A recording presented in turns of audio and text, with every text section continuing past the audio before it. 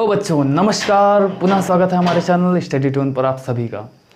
तो बच्चों, हम चर्चा कर रहे थे कोडिंग और डिकोडिंग के बारे में, और वहाँ से 2 नंबर का हर साल प्रश्न पूछा जाता है। ठीक है, चलिए। तो इससे पहले जो पार्ट था, ये दूसरा पार्ट है कोडिंग डिकोडिंग का। इससे पहला जो पार्ट था उसमें हमने आपको जो कॉन्सेप्ट है उसे समझाया था, है ना, क्लियर किया था। और उससे रिलेटेड अब जो 3 साल में, पिछले 3 साल में 2019, 18 और 17 में 2 क्वेश्चन आए हैं, और जितने भी क्वेश्चन हो, है ना, उनको यहाँ पर हल करने वाले हैं इस पार्ट में। ठीक है, चलिए। वीडियो शुरू करने से पहले बस एक रिक्वेस्ट कि भाई अभी तक आपने चैनल को सब्सक्राइब नहीं किया तो कर दीजिएगा, लाइक कीजिएगा, शेयर कीजिएगा वीडियो को। ठीक है, और वीडियो को देखो, वीडियो जब देखते हो आप, क्वालिटी अच्छी होनी चाहिए, है ना। क्वालिटी अच्छी करने के लिए आप क्या करें, आपके कोने में 3 बिंदु दिखाई दे रहा होगा, उस 3 बिंदु को क्लिक कीजिएगा तो क्वालिटी का ऑप्शन आएगा। तो क्वालिटी में जाके 480p कर लेना है क्वालिटी को। ठीक है, जिससे आपको एकदम क्लियरिटी के साथ वीडियो नज़र आएगा। ठीक है, अगर कभी भी कोई दिक्कत हो तो आप 480p क्वालिटी कर लीजिएगा। ठीक है बच्चों, चलिए शुरू करते हैं आज का वीडियो। क्वेश्चन है, ये 2019 का प्रश्न है। ठीक है, ये जो है 2019 का प्रश्न है। 2 क्वेश्चन थे कोडिंग डिकोडिंग से 2019 में। पहला प्रश्न है, किसी कोड भाषा में SUERENIK का अर्थ है शी इज ब्रेव। ठीक है, PISORRENIK का अर्थ है शी इज ऑलवेज स्माइलिंग, और SORREZHI का अर्थ है इज ऑलवेज चीयरफुल। तब आपको बताना है स्माइलिंग का अर्थ क्या होगा। तो सारा फोकस इस शब्द पर, और ये शब्द जिस सेंटेंस में है उस सेंटेंस पर आपको फोकस करना होगा। ठीक है बच्चों, चलिए करके देखते हैं। सबसे पहले आपको क्या करना है, ऐसे क्वेश्चन मिलेंगे तो यहाँ से आप करने की कोशिश करेंगे, हड़बड़ा जाओगे। ठीक है, तो करना क्या है, लिख लो ना भाई आराम से। कैसे लिखना है देखिए, चलिए। सुइरेनिक लिख लीजिए, SUE क्या है, RENIK। ठीक है, ये क्या बना बेटा आपका, शी इज ब्रेव। इसका क्या अर्थ है, शी इज ब्रेव। चलिए, अब दूसरा शब्द हमारा क्या है, PISORRENIK।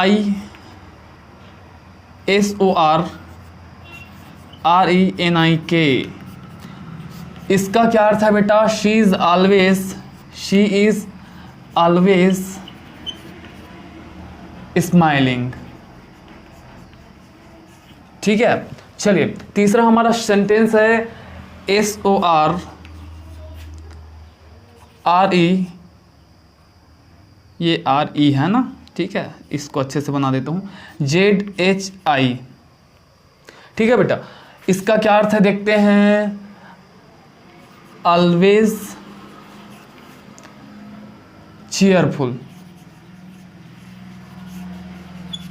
चलिए अब देखते हैं, एकदम आसान है, आराम से कीजिएगा। देखिए, सुइरेनिक का अर्थ क्या है, शी इज ब्रेव। ठीक है, अब देखते हैं कि भाई ये शी इज और कहाँ पे है, तो शी इज यहाँ पर है और यहाँ पर है। अब देखिए, शी इज यहाँ पर है, शी इज यहाँ पर है, तो इन दोनों के लिए यहाँ पर 2 शब्द होंगे, या तो सुइरेनिक, ठीक है, तीनों में से कोई भी हो सकता है, शी है ना, और इस भी तीनों में से कोई भी हो सकता है, वो हमें पता नहीं है कौन है। तो यहाँ पर भी शीज है, यहाँ पर भी शीज है, तो भाई देख लेते हैं सीधा सीधा। शीज के लिए यहाँ पर क्या है, सुइरेनिक। अब देखिए इन दोनों सेंटेंस में क्या मिल रहा है, तो भाई क्या मिल रहा है, RE यहाँ पर भी है, RE यहाँ पर भी है, NIK यहाँ पर भी है, NIK यहाँ पर भी है। मतलब शी इज का तात्पर्य RENIK होगा। मतलब ये जो है RE और NIK, RENIK का मतलब क्या है, शी और इज। ठीक है, ये पता चल गया हमको। अब देखिए यहाँ पर ऑलवेज स्माइलिंग है। ठीक है, ऑलवेज स्माइलिंग है बचा ना। देखिए, आपको स्माइलिंग का खोजना है, कौन से शब्द का अर्थ पता करना है, स्माइलिंग का। तो इसी सेंटेंस पर आपको फोकस करना पड़ेगा, she is always smiling. She is को हमने पता कर लिया, शी इज का अर्थ क्या है, RENIK। ठीक है, रे और निक, ये शी इज का मतलब है। ठीक है, अब बचा कौन इस सेंटेंस में, ऑलवेज और स्माइलिंग। अब ऑलवेज का पता करेंगे तो ऑटोमेटिकली स्माइलिंग का अर्थ पता चल जाएगा। चलिए, ऑलवेज यहाँ पर भी है, ऑलवेज यहाँ पर भी है। देखिए ये ऑलवेज दोनों, यहाँ पर भी ऑलवेज, यहाँ पर भी ऑलवेज। चलिए यहाँ इस सेंटेंस में देखते हैं कि दोनों में क्या कॉमन है। चलिए, रे और निक तो आपको पता है क्या है, शी इज है। ठीक है, अब बचा पी सोर, या तो पी होगा ऑलवेज का मतलब, या तो सोर होगा ऑलवेज का मतलब। ठीक है, तो यहाँ ऑलवेज है, यहाँ ऑलवेज है, देख लेते हैं। जब जहाँ दोनों कॉमन है तो यहाँ दोनों कॉमन होना चाहिए। चलिए इसका पता है, पी और शोर बाकी है। देखिए पी है क्या, इधर नहीं है, शोर है, SOR है। तो ये देखिए ये शोर और ये शोर कॉमन ऑलवेज और ये ऑलवेज, तो ऑलवेज के लिए शोर है। तो लिख लीजिए शोर का मतलब क्या है, SOR का मतलब ऑलवेज है।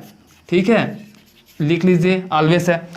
अब भाई आपने सी को भी पता कर लिया, इसको भी पता कर लिया, ऑलवेज को भी पता कर लिया, स्माइलिंग का पता करना था आपको। ठीक है, तो सी का क्या है भाई, सी का RE है, इसका NIK है। ठीक है, ऑलवेज का SOR है। तो बचा कौन, ये P हमारा बचा हुआ है, मतलब क्या हो जाएगा, P जो है वो क्या है, स्माइलिंग का अर्थ है बेटा। ठीक है, तो ऑप्शन नंबर हमारा D PI बिल्कुल परफेक्ट हो जाएगा। चलिए आपको समझ में आया होगा मेरे ख्याल से। ठीक है बेटा, चलिए अगर समझ में नहीं आया है तो कमेंट बॉक्स आपके लिए खुले हैं, वहाँ कमेंट कीजिएगा। ठीक है बेटा, वीडियो को लाइक करते रहिएगा। ठीक, चलिए बेटा अगला प्रश्न है आपका, किसी कोडिंग प्रणाली में गोदरेज को KFSEPH लिखा जाता है, इस तरह की प्रणाली में रेड को क्या लिखा जाएगा। ये भी 2019 का प्रश्न है बेटा। ठीक है, सन 2019 में 2 क्वेश्चन कोडिंग और डिकोडिंग से आया हुआ था, आप देख लीजिएगा। ठीक है, चलिए करके देखते हैं बेटा। इसमें सिंपल सा नियम है, कैसा नियम मैं बताऊं। चलिए ये इसका लास्ट और इसका पहला। ठीक है, ठीक है, गोदरेज क्या बना है, KFSEPH, इसका लास्ट इसका पहला। यहाँ पे आपको संबंध ढूंढना है। देखिए इसका लास्ट और इसका पहला ना, कितने का अंतर है, J था K हो गया, मतलब +1 एक आगे गया ना, J के बाद K आता है, तो J था K हो गया, +1 का डिफरेंस है। तो लिख दीजिए +1 का डिफरेंस, सेकेंड लास्ट और इसका दूसरा। तो E था F हो गया, यहाँ भी +1। ठीक है, R था और S हो गया, तो यहाँ भी +1 है। ठीक है, D था और क्या हो गया, E हो गया, तो यहाँ भी क्या दिखा बेटा, संबंध +1 का डिफरेंस है।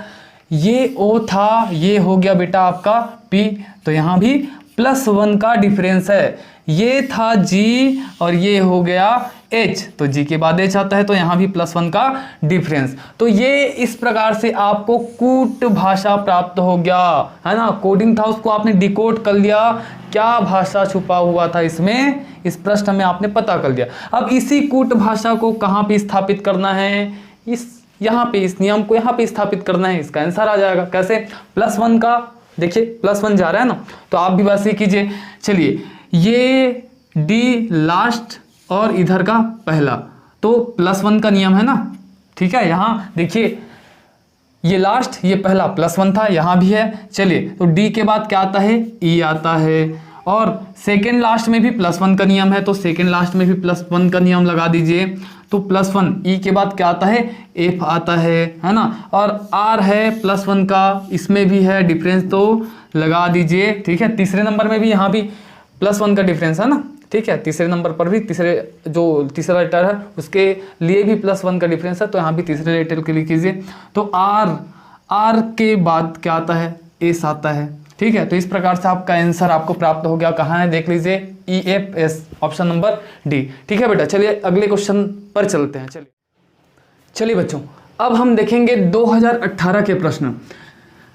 कोडिंग और डिकोडिंग इस चैप्टर से 3 अंक के क्वेश्चन आए थे 2018 में। ठीक है, 2019 में 2 क्वेश्चन थे और 2018 में 3 क्वेश्चन थे बेटा। ठीक है, चलिए तो क्वेश्चन है, यदि वायु को हरा कहा जाए। देखिए इस प्रकार का जो टाइप है, मैं चाह रहा था कि पहले पार्ट में बता दूं, लेकिन ये बहुत सरल होता है, बस थोड़ा सा दिमाग खोल के इसे पढ़िए, शब्दों पे घूम ना जाना, अगर घूम गए तो गलत करके आओगे।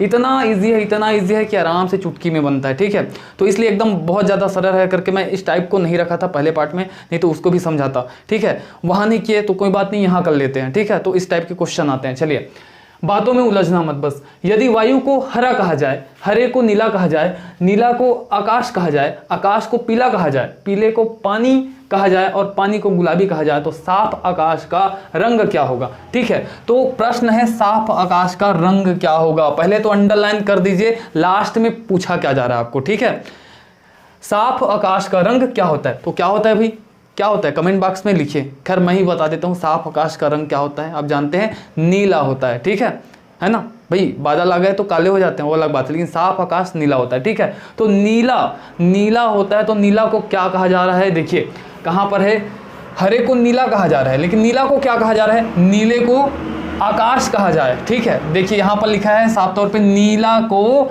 आकाश कहा जाए। तो नीला, देखिए आसमान का, साफ आसमान का रंग होता है नीला, और नीला को क्या कहा जा रहा है, नीले को आकाश कहा जाए। तो आकाश कहा जा रहा है, इसलिए ऑप्शन नंबर ए आपका आकाश सही होगा। ठीक है बच्चों, इस प्रकार से एकदम सरल होता है, बिंदास करिएगा, डरना नहीं है, आराम से होगा।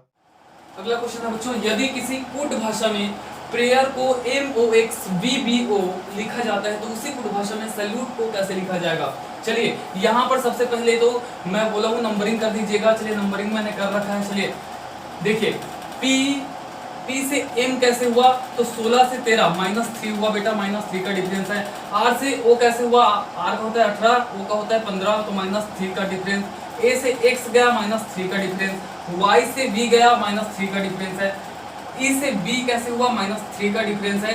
R से O कैसे हुआ, -3 का डिफरेंस है। ठीक है, तो आपने एक कूट भाषा आपने प्राप्त कर ली।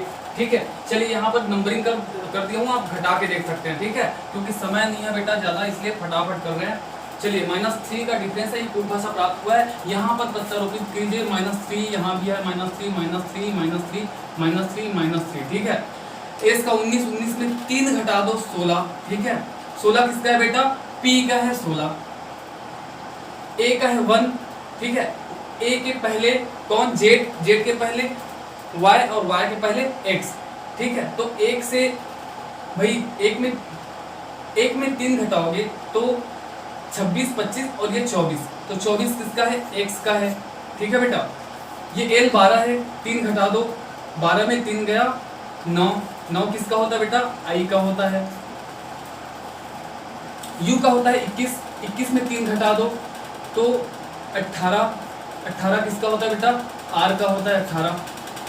T का है 20 में 3 घटा दो 17 किसका है, Q का है। और E का है 5, 3 घटा दो 2 बचेगा। ठीक है, तो 2 किसका है, B का 2 है। तो इस प्रकार से हमारा आंसर क्या प्राप्त हुआ बेटा, PXIRQB। तो कहाँ पे है, ऑप्शन नंबर डी, ये बिल्कुल सही हो जाएगा। ठीक है बेटा, इस प्रकार से ये क्वेश्चन 2018 का। एक और क्वेश्चन है, देख लेते हैं। चलिए बेटा, अगला प्रश्न है, यदि किसी कोड 2 5 3 का बुक्स आर ओल्ड है तथा 5 4 6 का अर्थ है मैथ इज ओल्ड एवं 3 7 8 का अर्थ है बाई गुड बुक्स, इस कोड में आर किसका अर्थ है, ये आपको बताना है। ठीक है, तो चलिए यहाँ पर इस प्रकार से ऐसे आप लिख लीजिएगा, आपको आसानी होगी, गलती भी नहीं होगी। चलिए करके देखते हैं। यहाँ पर देखिए ओल्ड, देखिए ये वाला सेंटेंस में आर है और आर को बताना है, तो इसी सेंटेंस पर फोकस रखिएगा। ओल्ड यहाँ पर है, ओल्ड यहाँ पर है। देखिए कौन सा नंबर मैच कर रहा है दोनों सेंटेंस में, तो भाई 5 यहाँ पर भी है, 5 यहाँ पर भी है। तो ओल्ड का 5 का अर्थ क्या हो गया है, यहाँ पर ओल्ड हो गया है। ठीक है, ओल्ड का आपने पता कर लिया कि 5 यहाँ पर ओल्ड है, लेकिन आपको बताना है आर किसका है। चलिए यहाँ पर बुक्स है, यहाँ पर बुक्स है। देखिए इन दोनों सेंटेंस में जो नंबर है वो मैच कर रहा है क्या, देखिए यहाँ पर भी 3 है, यहाँ पर भी 3 है, मतलब ओल्ड 3 का है, यहाँ सॉरी बुक्स 3 का है और बुक्स यहाँ पर भी है और ये 3, तो 3 जो है बुक्स को दर्शा रहा है ना। तो बचा कौन, आर बचा, तो आर का अर्थ क्या हो जाएगा, 2। तो ऑप्शन नंबर बी हमारा बिल्कुल परफेक्ट हो जाएगा इस प्रश्न के उत्तर के लिए। ठीक है, अगर नहीं समझ में आया तो इससे पूर्व जो वीडियो बना है उसमें देख लीजिए, उस वीडियो में मैंने बता दिया है अच्छे से। ठीक है, कैसे इस प्रकार के क्वेश्चंस आपको हल करने हैं। तो प्यारे बच्चों, 2017 में इस टॉपिक सांकेतिक भाषा कोडिंग डिकोडिंग से कोई भी प्रश्न नहीं आया था, इस कारण से 2017 का कोई भी क्वेश्चन यहाँ पर हल नहीं कर रहा हूँ। ठीक है, अब आगे का वीडियो मैं शायद शिक्षक अभिरुचि पर देने वाला हूँ और साथ ही साथ ये भी चलेगा। ठीक है बच्चों, चलिए मिलते हैं अगले वीडियो में, तब तक के लिए जय हिंद, जय जोहार, साहेब।